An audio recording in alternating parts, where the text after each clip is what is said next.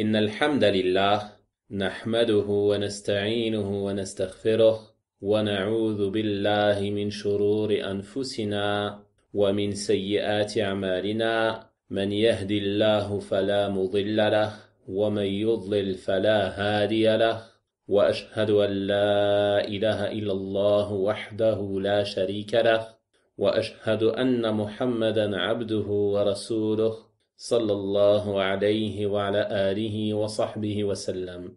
وبعد, on continue ce soir la lecture et l'étude du livre de l'unicité, Kitab al-Tawhid, écrit par l'imam Muhammad ibn Sulaiman al-Tamimi rahimahullah ta'ala.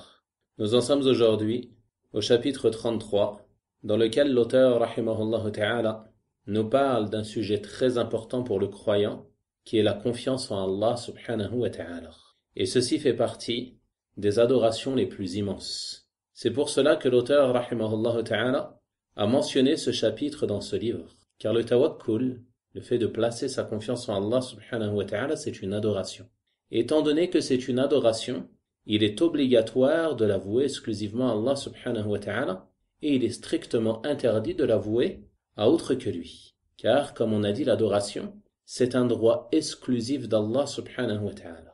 Donc quiconque place sa confiance en autre qu'Allah, il a certes donné des associés à Allah subhanahu wa ta'ala, comme on va le voir, incha'Allah ta'ala. Donc à partir du moment où tu as la ferme conviction qu'Allah subhanahu wa ta'ala est unique, et que tu lui voues un culte exclusif, il va de soi que tu vas placer ta confiance en lui, et t'en remettre à lui seul subhanahu wa ta'ala, pour obtenir les choses que tu recherches et que tu désires, et également pour repousser ou dissiper les choses dont tu as peur et que tu crains. Et tu ne vas pas t'en remettre à autre qu'Allah subhanahu wa ta'ala pour cela. Donc le tawakkul, que l'on traduit par le fait de placer sa confiance en Allah, cela consiste à s'en remettre à Allah subhanahu wa ta'ala pour obtenir ce que l'on souhaite et repousser ce que l'on craint, tout en ayant confiance en Allah subhanahu wa ta'ala et en faisant les causes qui sont permises. Ceci est la définition du tawakkul.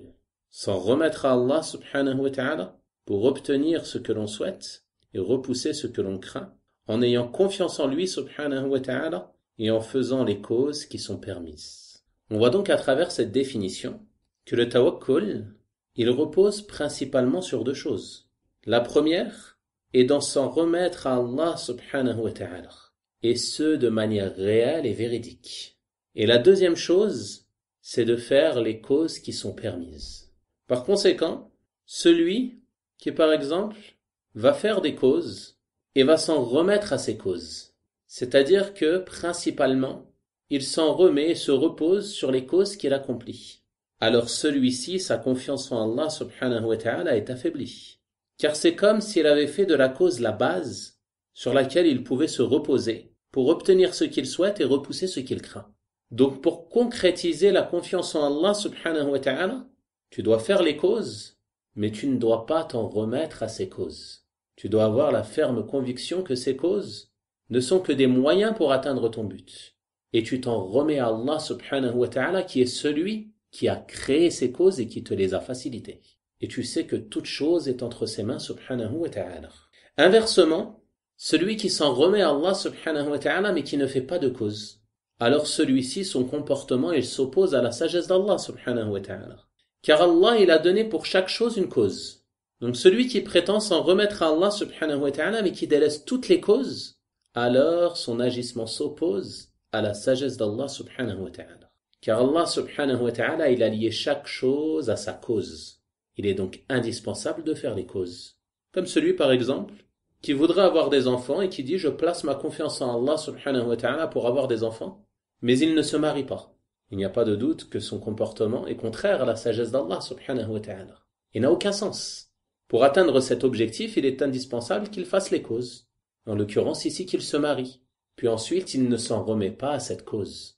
Mais il place sa confiance en Allah subhanahu wa ta'ala pour obtenir ce qu'il recherche. Et le prophète sallallahu alayhi wa sallam est notre modèle et notre référence en termes de tawakkul. Et il était celui dont la confiance en Allah subhanahu wa ta'ala était la plus parfaite. Malgré cela, il faisait des causes. Par exemple, lorsqu'il voyageait, il prenait avec lui des provisions. Il ne partait pas sans provision en disant « je place ma confiance en Allah ».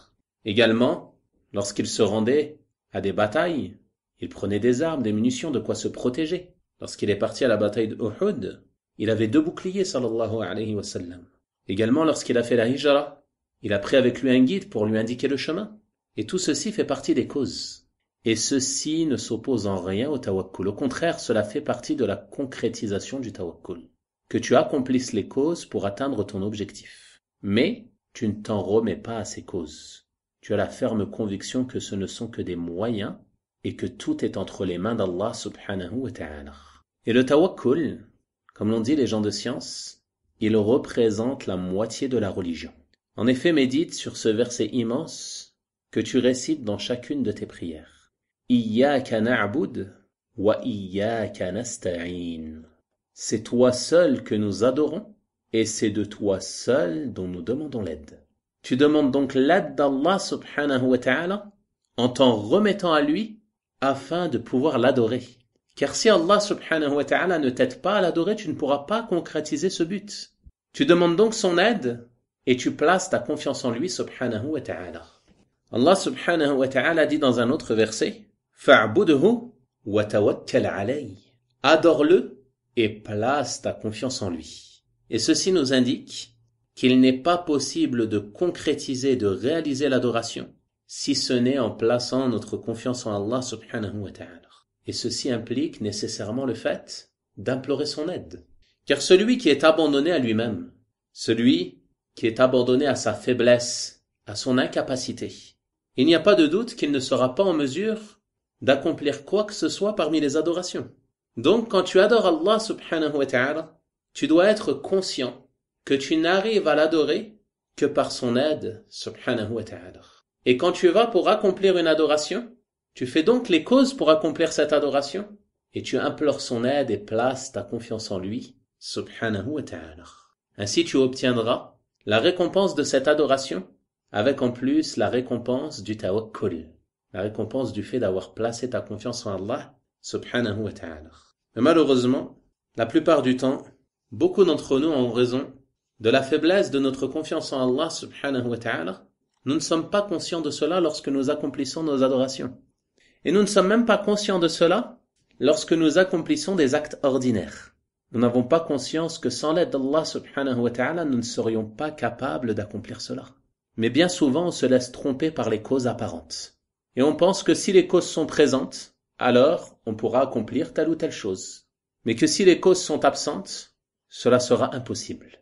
Et ceci provient d'un manque de certitude, d'un manque de foi et d'un manque de confiance en Allah subhanahu wa ta'ala. Et le tawakkul, il se divise en 3 catégories.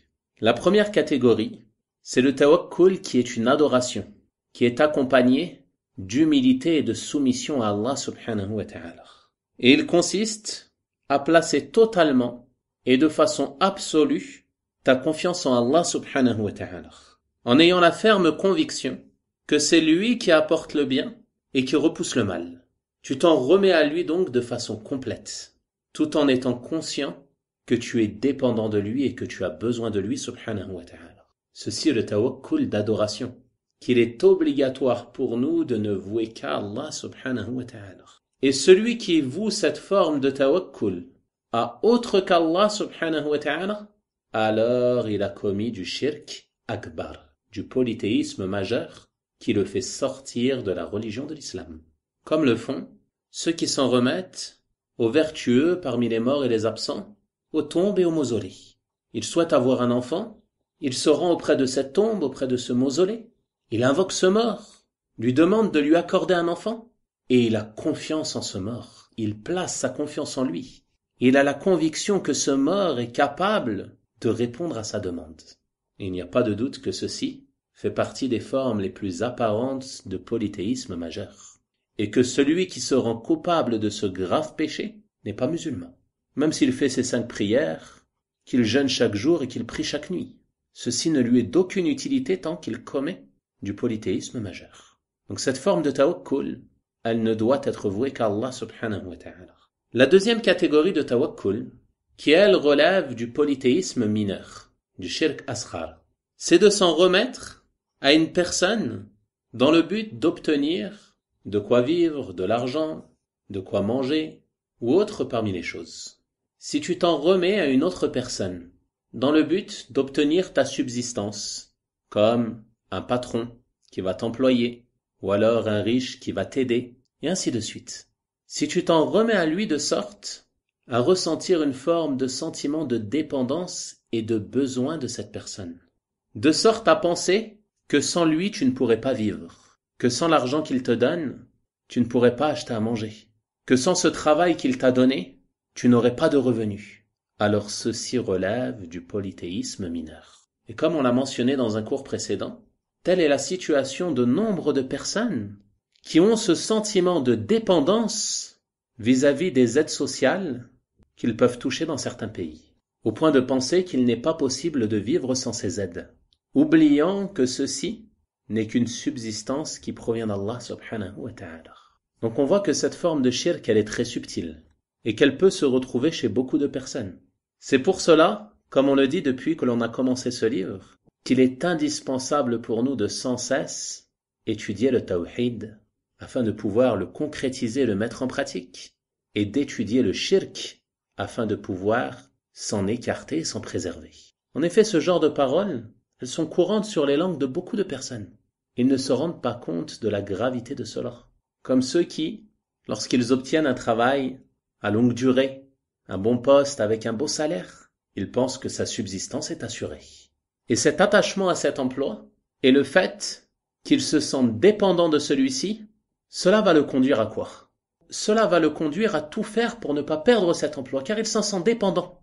Donc, il va être amené peut-être à faire parfois certaines concessions, à être complaisant. Pourquoi?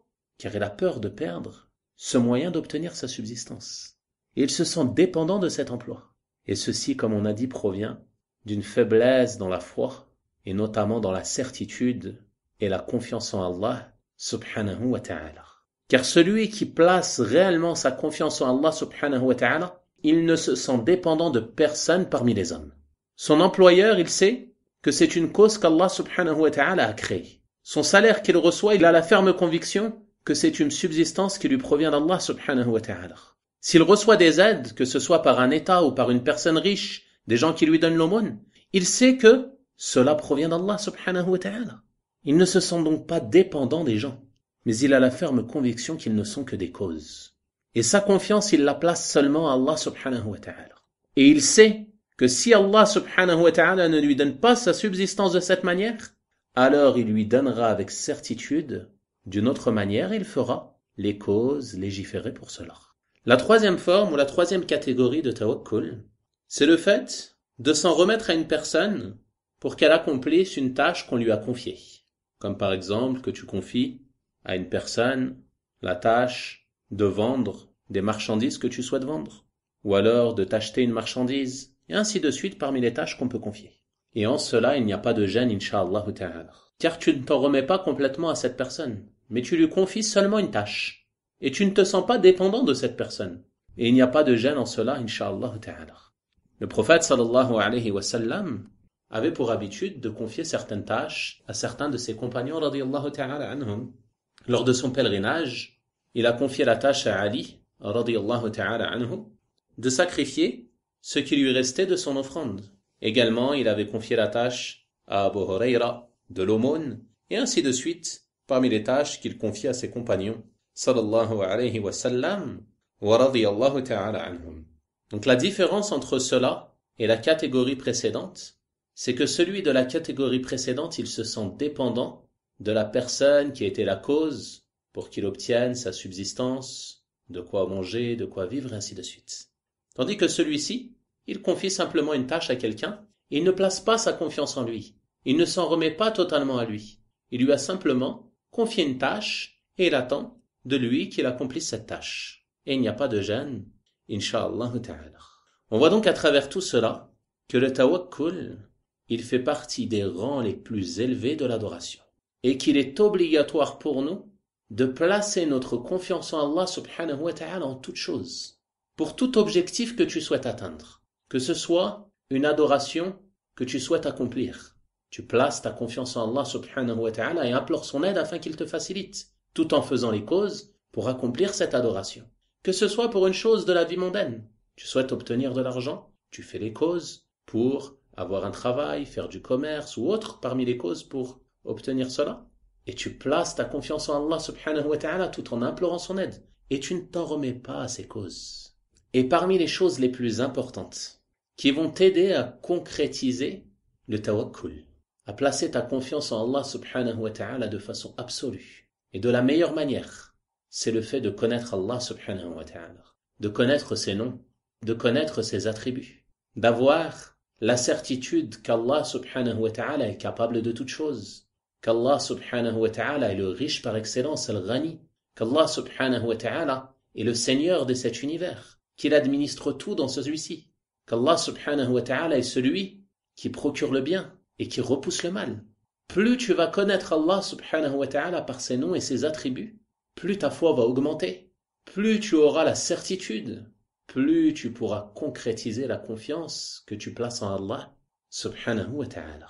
Le Cheikh rahimahullah ta'ala, il a donc mentionné dans ce chapitre 4 versets ainsi qu'une parole d'Ibn Abbas radiyallahu ta'ala anhuma afin de nous démontrer que le tawakkul est une adoration que l'on doit vouer qu'à Allah subhanahu wa ta'ala. Le premier verset est la parole d'Allah subhanahu wa ta'ala au verset 23 de Surat Al-Ma'ida.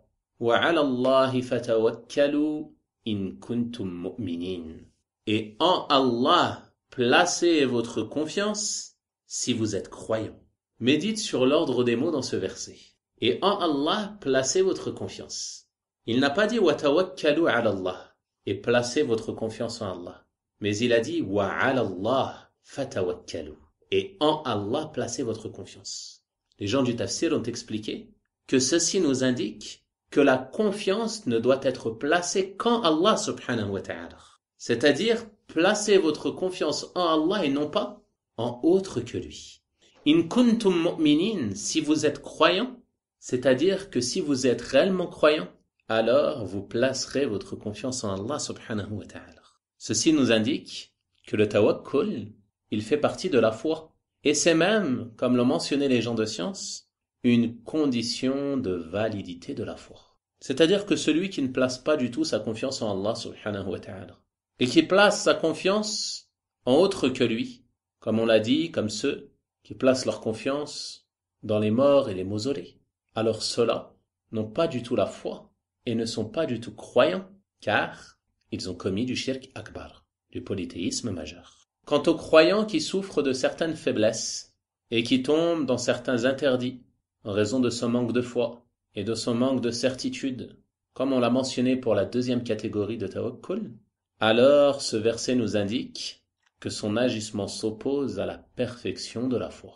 C'est-à-dire que s'il avait atteint la perfection de la foi, il aurait placé sa confiance seulement en Allah subhanahu wa ta'ala.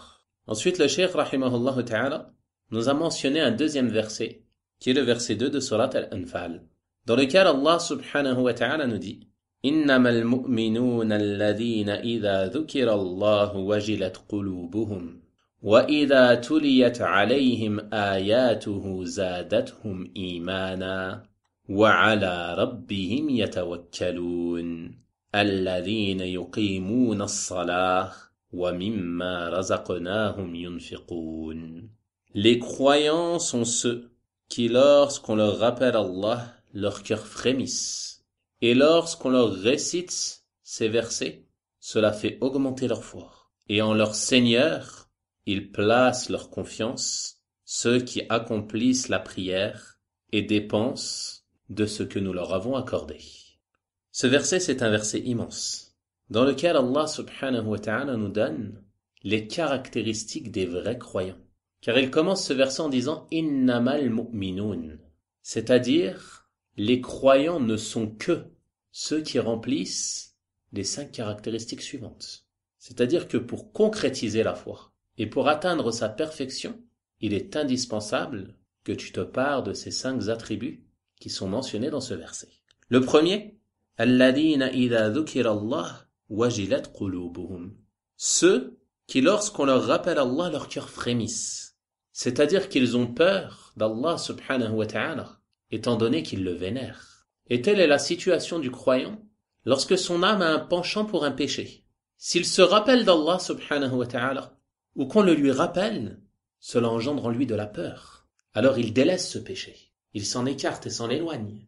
S'il est en train de commettre un péché, et que quelqu'un lui dit « Ittaqillah » crains Allah, alors il se rappelle d'Allah subhanahu wa ta'ala et le craint, et cela le pousse à délaisser ce péché si c'est réellement un croyant, car ceci fait partie des signes de la foi. Non pas comme ceux qui, lorsqu'ils font des péchés, des désobéissances, tu souhaites t'entraider avec eux dans le bien, leur interdire le mal, tu le rappelles à l'ordre, tu lui dis « Crains Allah, oh mon frère, ceci est interdit, ceci est un péché », et tu lui dis cela dans son propre intérêt, afin qu'il délaisse ce péché, qu'il ne commette pas ce péché, qu'il se rapproche d'Allah subhanahu wa ta'ala en le délaissant et en se repentant. Alors qu'est-ce qu'il fait? Il s'enorgueillit. Certains vont te dire « Et toi, tu crains Allah? Tu penses que tu es meilleur que moi ?» Est-ce que c'est un comportement qui convient pour un croyant? De se comporter de la sorte lorsqu'on lui rappelle la crainte d'Allah subhanahu wa ta'ala? Est-ce ainsi que l'on révère Allah subhanahu wa ta'ala? Est-ce ainsi que l'on se comporte avec le Seigneur des mondes subhanahu wa ta'ala? Les croyants ne sont que ceux qui, lorsqu'on leur rappelle Allah, leur cœur frémisse. La simple mention du nom d'Allah subhanahu wa ta'ala, elle doit te rappeler à l'ordre, t'empêcher de prononcer ce genre de paroles, qui sont des paroles viles, des paroles très graves, qui ne sont pas insignifiantes. Donc lorsqu'un de tes frères ou une de tes sœurs te rappelle à l'ordre, lorsque tu es en train de commettre un péché, si tu as fait quelque chose qui n'est pas convenable, qui s'oppose à ce qu'Allah subhanahu wa ta'ala a ordonné, fais preuve d'humilité. Rappelle-toi la grandeur d'Allah subhanahu wa ta'ala. Et ne méprise pas cette personne qui te conseille, car cette personne, par ce conseil, elle ne veut que ton bien. Et accepte la vérité, quel que soit le rang de la personne qui te la présente. Même si en apparence, cette personne, elle fait plus de péchés que toi, en apparence. Même si en apparence, cette personne a moins de connaissances que toi. Ceci ne doit pas être une cause t'empêchant d'accepter le conseil et de te rappeler de la grandeur d'Allah subhanahu wa ta'ala. Tu ne dois pas regarder la grandeur ou la bassesse de celui qui te porte le conseil, mais tu dois tenir compte et prendre en considération la grandeur d'Allah subhanahu wa ta'ala à qui tu désobéis. Et ceci fait donc partie des caractéristiques des vrais croyants. La deuxième caractéristique, وَإِذَا تُلِيَتْ عَلَيْهِمْ آيَاتُهُ زَادَتْهُمْ إِيمَانًا. Et lorsqu'on leur récite ces versets, c'est-à-dire les versets du livre d'Allah subhanahu wa ta'ala, cela fait augmenter leur foi. Ils augmentent en termes de foi. C'est-à-dire que lorsqu'ils écoutent les paroles d'Allah subhanahu wa ta'ala, ils ont foi en ces versets et ils se soumettent à ce qui est mentionné dans ces versets. Ils obéissent à ses ordres et ils délaissent ses interdits. Ceci donc, cela fait quoi? Cela fait augmenter leur foi. Et ceci est une preuve que la foi augmente et diminue. Et telle est la croyance des gens de la sunna au sujet de la foi. Elle augmente par les bonnes actions et elle diminue par les mauvaises actions. Plus tu vas faire de bonnes actions, plus ta foi va augmenter bi'idhnillahi ta'ala. Et plus tu vas commettre de péchés ou délaisser les bonnes actions, plus ta foi va diminuer. Et le musulman, il doit sans cesse être attentif à cela. Attentif à ce qui fait augmenter sa foi et ce qui la fait diminuer. Lorsque tu ressens une baisse de foi, tu dois t'empresser de revenir vers Allah subhanahu wa ta'ala. Délaisser les péchés, délaisser les mauvaises actions et multiplier les œuvres de bien afin de faire monter ta foi. Et ne pas rester insouciant de cette situation. Car si tu ne te ressaisis pas alors, la foi elle va continuer de baisser, et ainsi de suite. On demande à Allah subhanahu wa ta'ala de nous préserver et de nous aider à faire les causes pour faire augmenter notre foi. Et ceci, c'est également une preuve qu'il est possible pour toi de profiter de la lecture du Coran lorsqu'il est lu par autrui, plus que tu n'en profites lorsque tu le récites toi-même. En effet, médite sur ce verset. وَإِذَا تُلِيَتْ عَلَيْهِمْ آيَاتُهُ. Lorsqu'on leur récite ces versets, lorsque tu entends les paroles d'Allah subhanahu wa ta'ala, que quelqu'un les récite, il est possible que ceci ait un impact plus grand sur toi que si tu les récitais toi-même.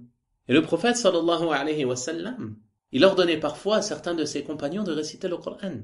Comme il est rapporté par les imams al-Bukhari et Muslim rahimahumallahu ta'ala, qu'il a un jour ordonné à Abdullah ibn Mas'ud radiyallahu ta'ala anhu de réciter pour lui le Coran. Alors Abdullah ibn Mas'ud lui a dit: comment pourrais-je te réciter le Coran alors que c'est sur toi qu'il est descendu? Le prophète sallallahu alayhi wa sallam lui a dit: j'aime l'écouter d'autres que moi. Alors Abdullah ibn Mas'ud radiyallahu ta'ala anhu, lui a récité des versets de Surat An-Nisa jusqu'à ce qu'il arrive au verset 41, puis le prophète sallallahu alayhi wa sallam lui a dit de s'arrêter. Abdullah ibn Mas'ud dit alors qu'il a regardé le prophète sallallahu alayhi wa sallam et le prophète était en train de pleurer. Sallallahu alayhi wa sallam. Ceci fait donc partie de la sunna, qu'une personne lise le Coran et que d'autres s'assoient et l'écoutent afin de profiter de cette récitation. La troisième caractéristique des vrais croyants qui est mentionnée dans ce verset et qui est la raison pour laquelle le Cheikh rahimahullah ta'ala a mentionné ce verset dans ce chapitre, c'est qu'Allah subhanahu wa ta'ala a dit dans celui-ci وَعَلَى رَبِّهِمْ يَتَوَكَّلُونَ. Et en leur Seigneur, ils placent leur confiance. Comme on a dit, le fait que en leur Seigneur, cela est mentionné avant, cela nous indique que c'est seulement en leur Seigneur qu'ils placent leur confiance. Ils s'en remettent totalement à lui, subhanahu wa ta'ala, tout en faisant les causes légitimes pour atteindre leurs objectifs. Et ceci est la réalité du tawakkul. Et parmi les causes, il n'y a pas que les causes matérielles, mais il y a aussi certaines causes qui sont des causes religieuses. C'est pour cela que les deux caractéristiques suivantes, certains savants ont mentionné que celles-ci font partie des causes qui te permettent de concrétiser le tawakkul. Et les deux caractéristiques suivantes, c'est quoi?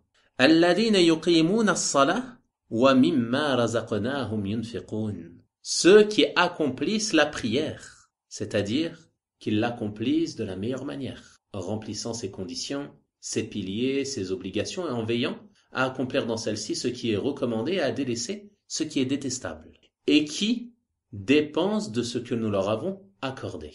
C'est-à-dire de la subsistance que nous leur avons accordée, ils la dépensent dans le bien, dans le sentier d'Allah subhanahu wa ta'ala. Ils la dépensent pour leurs besoins, pour les besoins de leur famille, et avec celle-ci, ils font des aumônes afin d'obtenir la satisfaction d'Allah subhanahu wa ta'ala. Il fait donc partie des plus grandes causes qu'il est nécessaire pour le croyant de remplir, de se soumettre aux ordres d'Allah subhanahu wa ta'ala, d'accomplir ses ordres et délaisser ses interdits, comme le fait d'accomplir la prière, de donner l'aumône, et ainsi de suite parmi les ordres d'Allah subhanahu wa ta'ala. Il ne faut pas penser que les causes ce sont seulement les causes matérielles. Quelqu'un qui accomplit beaucoup de causes matérielles mais qui se détourne d'Allah subhanahu wa ta'ala, qui n'est pas assidu dans ses adorations, qui fait beaucoup de péchés, il n'y a pas de doute que celui-ci sera moins à même d'obtenir la réussite de la part d'Allah subhanahu wa ta'ala. Tandis que celui qui est vertueux, qui est assidu à ses prières, assidu à se soumettre aux ordres d'Allah subhanahu wa ta'ala, qui veille à s'écarter des péchés et des interdits, alors celui-ci est plus à même d'obtenir la réussite de la part d'Allah subhanahu wa ta'ala, et ce même dans ses affaires mondaines. Médite à ce sujet sur ce hadith qui nous est rapporté concernant le récit de deux frères. L'un d'entre eux travaillait et subvenait aux besoins de son frère qui, lui, restait auprès du prophète sallallahu alayhi wa sallam afin de profiter de sa compagnie, de sa science et d'apprendre la religion. Alors un jour, le premier est venu au prophète sallallahu alayhi wa sallam pour se plaindre du second, en lui disant que lui il travaillait alors que l'autre était toujours en compagnie du prophète sallallahu alayhi wa sallam et que c'est lui qui subvenait à ses besoins. Méditez sur la réponse que le prophète sallallahu alayhi wa sallam lui a donnée. Il se peut qu'on te donne ta subsistance par sa cause. C'est-à-dire que le fait qu'il recherche la science, qu'il tienne compagnie au prophète sallallahu alayhi wa sallam, ceci est une cause religieuse immense. Et étant donné que tu subviens à ses besoins, il se peut que c'est pour cela que tu obtiens ta subsistance, afin de pouvoir subvenir aux besoins de ce dernier. Et ceci est un hadith immense en ce qui concerne l'accomplissement des causes. Ne pas penser que les causes sont seulement les causes matérielles. Mais la cause la plus immense, c'est que tu concrétises ta foi, que tu te soumettes aux ordres d'Allah subhanahu wa ta'ala, que tu accomplisses ses ordres et que tu délaisses ses interdits. C'est pour cela, par exemple, qu'en ce qui concerne la hijra, l'émigration pour Allah subhanahu wa ta'ala en délaissant une terre de mécréance pour une terre d'islam, beaucoup de personnes s'interrogent au sujet des causes à accomplir pour se soumettre à cet ordre immense. Et il n'y a pas de mal à se renseigner sur les causes matérielles, tant qu'il n'y a pas d'excès en cela. Toutefois, on constate que les causes religieuses sont souvent omises. Et comme on a dit, ceci est la base. C'est le plus important. Car le vrai muhajir, c'est quoi? Comme l'a défini le prophète sallallahu alayhi wa sallam, c'est celui qui délaisse ce qu'Allah et son messager ont interdit. Donc la hijra, cela ne consiste pas simplement à déménager d'une terre à une autre. Mais cela a un sens bien plus large que cela. Que tu délaisses ce qu'Allah subhanahu wa ta'ala et son messager sallallahu alayhi wa sallam ont interdit. Que tu délaisses les péchés. Que tu concrétises ta foi. Que tu lies ton cœur à Allah subhanahu wa ta'ala. Que tu te cramponnes à sa religion. Que tu te cramponnes au livre d'Allah. Que tu te cramponnes à la sunna du messager d'Allah sallallahu alayhi wa sallam. Que tu fasses des efforts pour apprendre ta religion.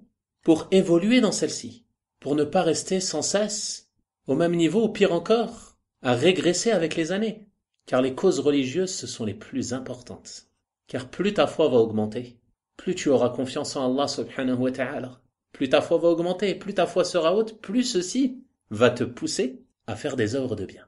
Et inversement, plus la personne va commettre de péchés, plus sa foi va diminuer, plus sa certitude va diminuer, et plus sa confiance en Allah va s'affaiblir.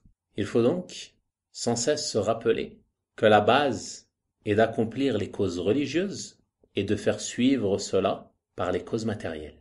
Quoi qu'il en soit, on voit dans ce verset qu'il fait partie des caractéristiques des vrais croyants, qu'ils placent leur confiance en leur Seigneur, subhanahu wa ta'ala, c'est-à-dire qu'ils placent leur confiance seulement en Allah et non pas en autre que lui. Ensuite, le Cheikh rahimahullah ta'ala a mentionné un troisième verset, qui est le verset 64 de Surat Al-Anfal, dans lequel Allah subhanahu wa ta'ala a dit Ya ayyuhan nabi, hasbuk Allah wa man ittaba'aka minal mu'minin. Ô prophète, Allah te suffit, ainsi qu'à ceux qui te suivent parmi les croyants. On voit donc dans ce verset qu'Allah subhanahu wa ta'ala s'adresse à son prophète Muhammad sallallahu alayhi wa sallam en lui indiquant très clairement qu'il lui suffit. C'est-à-dire Allah seul te suffit. Il te suffit en toutes choses subhanahu wa ta'ala. C'est lui qui t'apporte ta subsistance, c'est lui qui te secourt, c'est lui qui te protège du mal de tes ennemis, c'est lui qui te protège de leurs nuisances, et ainsi de suite. Allah te suffit, ainsi qu'à ceux qui te suivent parmi les croyants. C'est-à-dire que ceux qui suivent le prophète Muhammad sallallahu alayhi wa sallam, à eux également, Allah seul leur suffit. Et ils n'ont pas besoin d'autre qu'Allah subhanahu wa ta'ala. Mais ils placent leur confiance seulement en lui, tout en accomplissant les causes légitimes pour atteindre leurs objectifs. Ensuite, le Cheikh rahimahullah ta'ala a mentionné un quatrième verset qui vient confirmer ce qu'il y a dans celui-ci et qui est la parole d'Allah subhanahu wa ta'ala au verset 3 de Surat At-Talaq وَمَنْ يَتَوَكَّلْ عَلَى اللَّهِ فَهُوَ حَسْبُهُ. Et quiconque place sa confiance en Allah, alors il lui suffit. Si tu places ta confiance en Allah subhanahu wa ta'ala, que tu concrétises cela de manière véridique, alors Allah subhanahu wa ta'ala te suffit pour atteindre ton but. Allah subhanahu wa ta'ala te facilitera dans tes affaires. Il se peut que tu rencontres certains obstacles. Il se peut que tu subisses certains préjudices. Il se peut que les choses que tu cherches à atteindre, tu ne les obtiennes pas dans l'immédiat. Mais Allah subhanahu wa ta'ala te suffit. Tu dois donc t'en remettre seulement à lui subhanahu wa ta'ala. Que ce soit pour obtenir le bien ou pour repousser le mal. Si tu vois également que les gens du mal se réunissent contre toi, que les ennemis de cette religion rusent nuit et jour contre celle-ci, qu'ils cherchent à éteindre la lumière d'Allah subhanahu wa ta'ala et à stopper la propagation de cette religion et à empêcher les croyants de mettre en pratique cette religion comme il se doit et qu'ils s'entraident pour cela avec certaines personnes parmi les gens de l'égarement ou parmi les hypocrites pour atteindre leurs objectifs. Tu ne dois pas désespérer, mais tu sais avec certitude qu'Allah subhanahu wa ta'ala secourt sa religion et tu places ta confiance seulement en lui.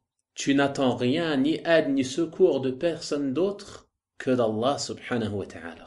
وَمَنْ يَتَوَكَّلْ عَلَى اللَّهِ فَهُوَ حَسْبُهُ. Et quiconque place sa confiance en Allah, Allah lui suffit. Il lui suffit contre tout mal. Il lui suffit contre toute ruse. Il lui suffit contre tout stratagème. Il lui suffit contre tout ennemi. Il lui suffit contre toute manigance contre lui-même ou contre sa religion. Allah subhanahu wa ta'ala, il nous suffit. Et il secourt sa religion. Et comme on a dit, ceci ne veut pas dire que tu ne subiras pas certains préjudices. Comme on l'a mentionné dans des cours précédents, Allah subhanahu wa ta'ala, il distingue le véridique du menteur par ses épreuves. afin de voir qui sont ceux qui sont véridiques dans leur foi et qui sont ceux qui restent fermes et patients sur leur religion et placent réellement leur confiance en Allah subhanahu wa ta'ala. Et on comprend de ce verset que celui qui ne place pas sa confiance en Allah, alors celui-ci est abandonné et livré à lui-même. Allah subhanahu wa ta'ala, il dit وَمَن يَتَوَكَّلْ عَلَى اللَّهِ فَهُوَ حَسْبُهُ. Et celui qui place sa confiance en Allah, Allah lui suffit. On comprend donc, et celui qui ne place pas sa confiance en Allah, Allah l'abandonne. Allah le livre à lui-même. Allah le livre à sa propre personne. Il est donc abandonné. Et il n'y a pas de doute que celui dont telle est la situation, il ne pourra pas atteindre ses objectifs. Il ne pourra pas obtenir le bien, ni repousser de lui le mal. Car il s'est éloigné d'Allah subhanahu wa ta'ala en plaçant sa confiance en autre que lui. Ensuite, le cheikh rahimahullah ta'ala a mentionné une parole d'Ibn Abbas radiyallahu ta'ala anhuma qui a dit « Hasbunallah wa ni'mal wakil » Allah nous suffit et il est notre meilleur garant. Cette parole a été prononcée par Ibrahim alayhi salam lorsqu'on le jeta dans le feu. Ibrahim alayhi salam, lorsqu'il a appelé son peuple au tawhid, qu'il les a appelés à délaisser l'adoration des statues, qu'il a cassé les statues de sa main, qu'il leur a exposé la vérité, transmis le message de la part d'Allah subhanahu wa ta'ala, leur a ordonné de vouer un culte exclusif à Allah, de délaisser le shirk, le polythéisme et le fait de donner des associés à Allah subhanahu wa ta'ala. Qu'est-ce qu'ils ont fait? Ils ont rusé contre lui. Ils ont ordonné de faire un feu immense afin de le jeter dedans et de le brûler. Ibrahim alayhi salam, lorsqu'ils l'ont pris pour le jeter, qu'est-ce qu'il a dit? Regardez comment était la situation des prophètes alayhimus salatu wassalam, qui ont pleinement concrétisé le tawakkul et qui ont toujours gardé une bonne opinion d'Allah subhanahu wa ta'ala, quelle que soit la situation. Ils le prennent, ils le jettent dans le feu. En apparence, il n'a plus aucun moyen de s'en sortir. Il n'y a plus aucune cause matérielle lui permettant de se sortir de ce mal et de cette nuisance. Mais Ibrahim alayhi salam, qu'est-ce qu'il a dit? Hasbunallah wa ni'mal wakil. Allah nous suffit et il est notre meilleur garant. Allah me suffit et vous ne pouvez me causer aucun tort si ce n'est par la permission d'Allah subhanahu wa ta'ala. Et Allah subhanahu wa ta'ala est capable de toutes choses. Ibrahim alayhi salam a donc placé sa confiance en son Seigneur et son Seigneur a transformé ce feu en fraîcheur salutaire. Voyez donc l'importance, à travers cela, de ne pas s'en remettre seulement aux causes matérielles. Celui à la foi faible, s'il se retrouve dans une telle situation, il ne verra que la mort devant lui. Il se peut qu'il désespère du secours d'Allah subhanahu wa ta'ala.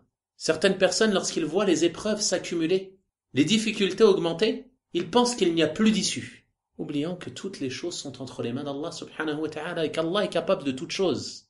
Il est celui qui a transformé un feu ardent en fraîcheur salutaire pour préserver son bien-aimé Ibrahim alayhi salam. Il est donc capable de toutes choses et de transformer toute situation afin de préserver ses serviteurs croyants qui placent réellement leur confiance en lui. Donc Ibn Abbas radiyallahu ta'ala anhuma, il nous informe que cette parole, elle a été prononcée par Ibrahim alayhi salam à ce moment-là, et il dit ensuite, et elle a été prononcée par Muhammad sallallahu alayhi wa sallam lorsqu'ils lui ont dit Inna an-nas qad jama'u lakum fakhshawhum fazadahum imana. Les gens se sont réunis contre vous, alors craignez-les, ceci fit augmenter leur foi. Et ils ont dit Hasbunallah wa ni'mal wakil. Allah nous suffit et il est notre meilleur garant. Vous vous rappelez, dans le cours précédent, on a mentionné le récit de la bataille d'Uhud, lorsque les musulmans ont subi une défaite, que nombreux parmi eux sont morts et que nombreux ont été blessés. Après cela, les polythéistes de Quraysh ont voulu revenir à eux pour en terminer avec eux. Alors qu'ils étaient sur la route, ils ont rencontré un groupe de gens qui se rendaient à Médine. Ils leur ont alors dit « Dites à Mohammed et ses compagnons que nous sommes en train de revenir et que nous allons en terminer avec eux. » Alors ce groupe de voyageurs est arrivé à Médine et ont transmis le message au prophète sallallahu alayhi wa sallam. Ils leur ont dit « Les gens se sont réunis contre vous, craignez-les, ils reviennent pour vous combattre, pour en terminer avec vous. » Et on a vu qu'il y avait, parmi les compagnons, de nombreux blessés, qu'ils étaient fatigués de cette bataille. Malgré cela, ils se sont immédiatement levés. Ils n'ont pas craint cette menace. Fazadahum imana. Cela fit augmenter leur foi. Ils ont dit Hasbunallah. Allah nous suffit. Et il est notre meilleur garant. Ils ont placé leur confiance en Allah subhanahu wa ta'ala et ils ont fait les causes pour aller affronter l'ennemi. Ils se sont levés, ils sont partis malgré qu'il y avait parmi eux des blessés. et ils ont été jusqu'à l'endroit qui s'appelle Hamra al-Asad. Lorsque les polythéistes ont su que le prophète sallallahu alayhi wa sallam et ses compagnons étaient venus à eux et qu'ils les attendaient pour les combattre à nouveau, la peur s'est installée dans leur cœur. Et ils ont fait demi-tour. Et ceci nous prouve qu'Allah subhanahu wa ta'ala suffit à son prophète sallallahu alayhi wa sallam ainsi qu'aux croyants. Lorsqu'ils ont placé leur confiance en Allah, qu'ils ont fait les causes, Allah subhanahu wa ta'ala les a secourus sans même combattre. Mais c'est l'ennemi qui a reculé. On voit donc à travers tous ces versets l'importance pour le croyant d'avoir la certitude quant à la promesse d'Allah subhanahu wa ta'ala. Car la promesse d'Allah est vérité. Allah subhanahu wa ta'ala a promis de faire perdurer cette religion, de préserver les croyants, de leur accorder leur subsistance, et ainsi de suite parmi les promesses d'Allah. Tu dois donc avoir la certitude en la vérité de sa promesse, et ne pas te focaliser sur les causes matérielles ou les causes apparentes, car Allah subhanahu wa ta'ala est capable de toutes choses.